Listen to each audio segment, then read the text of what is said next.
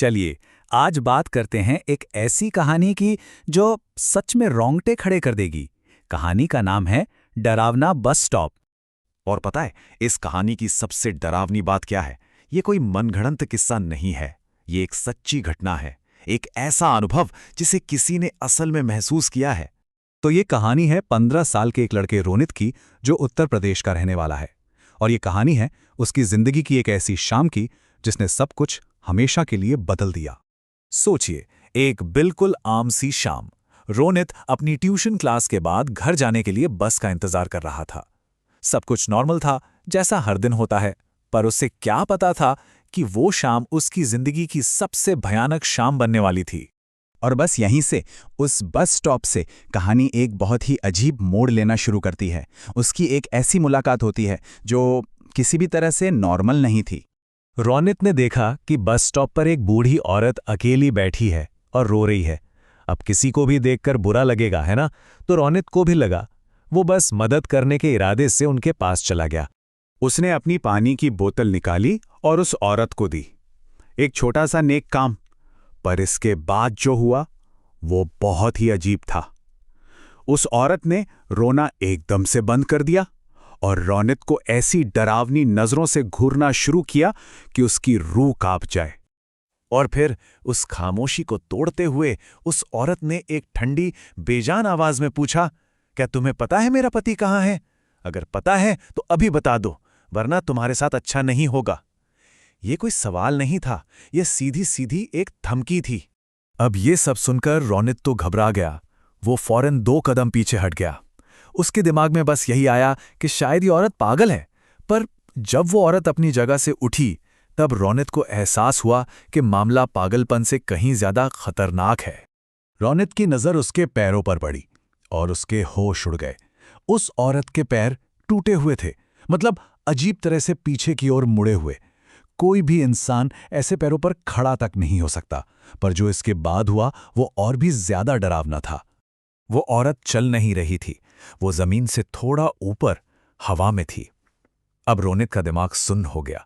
उसे समझ आ गया था कि ये कोई इंसान नहीं है, ये कुछ और ही है। अब क्या था? रोनित की हालत खराब हो गई। डर के मारे उसके हाथ से पानी की बोतल गिरी और वो बस भागा। अपनी जान बचाने के लिए भागा। उसने पीछे मुड़कर भी नहीं देखा, बस सीधा अपने घर की तरफ दौड़ता गया। रोनित को लगा, चलो बच गया। वो उस डरावनी चीज को बस स्टॉप पर ही छोड़ आया है। पर वो कितना गलत था। असली खौफ तो अब शुरू होने वाला था, उसके अपने घर के अंदर।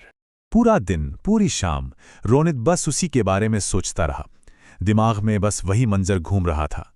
खैर, रात हुई, वो सो गया। पर ठीक रात के 2 बजे किसी के रोने की आवाज से उसकी नींद टूटी। उसने आंखें खोली और जो देखा उसके तो होश ही उड़ गए। वही औरत, बस स्टॉप वाली वही औरत उसके बिस्तर पर बैठी थी, ठीक उसके सामने। सोचिए, जो जगह दुनिया में सबसे सेफ लगती है, हमारा अपना बिस्तर, वो वहीं आ चुकी थी। और उसके हाथ में वही पानी की बोतल थी जो रोनित से बस स्टॉप पर गिर गई थी। पर अब उस बोतल में पानी नहीं था, उसमें लाल गाढ़ा खून भरा हुआ था। और इससे पहले कि रोनित कुछ समझ पाता, वो औरत चीते की तरह उस पर झपटी और पूरी ताकत से उसका गला दबाने लगी। उसका चेहरा इतना खौफनाक हो चुका था जैसे वो कोई इंसान नहीं, कोई दानव हो। और गला दबाते हुए वो बस एक ही बात चिल्लाई जा रही थी, तुमने मेरे पति को मारा है, तुमने मेरे पति को मारा है। रोनित को कुछ समझ नहीं आ रहा था, वो किसके पति की बात कर रही थी। रोनित ने अपनी पूरी जान लगाकर चिल्लाना शुरू कर दिया। उसकी चीखें सुनकर उसके माँ बाप घबरा गए और फौरन उसके कमरे की ओर भागे।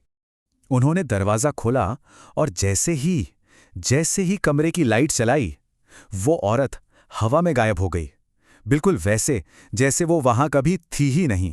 तो वो खौफनाक मंजर तो खत्म हो गया, पर उस रात का असर और वो अनसुलझा सवाल हमेशा के लिए रोनित की जिंदगी का हिस्सा बन गया।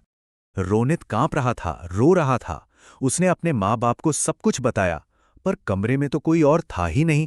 तो उन्हें यही लगा कि बेचारे बच्चे ने कोई बहुत ही बुरा सपना देख लिया है।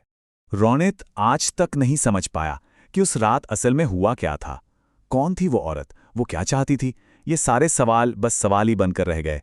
उस एक रात ने रोनित को पूरी तरह बदल दिया था। वो कई महीनों तक डरा डरा सहमा सहमा सा रहता था। उसने अपनी ट्यूशन छोड़ दी और हाँ, उस बस स्टॉप वाले रास्ते पर तो वो फिर कभी दोबारा गया ही नहीं। तो आखिर में सवाल वही है, कौन थी वो औरत? क्या वो कोई भटकती हुई आत्मा थी जो अपने लिए इंसाफ मांग रही थी, या फिर कुछ और ही था? शायद इन सवालों का जवाब हमें कभी नहीं मिलेगा।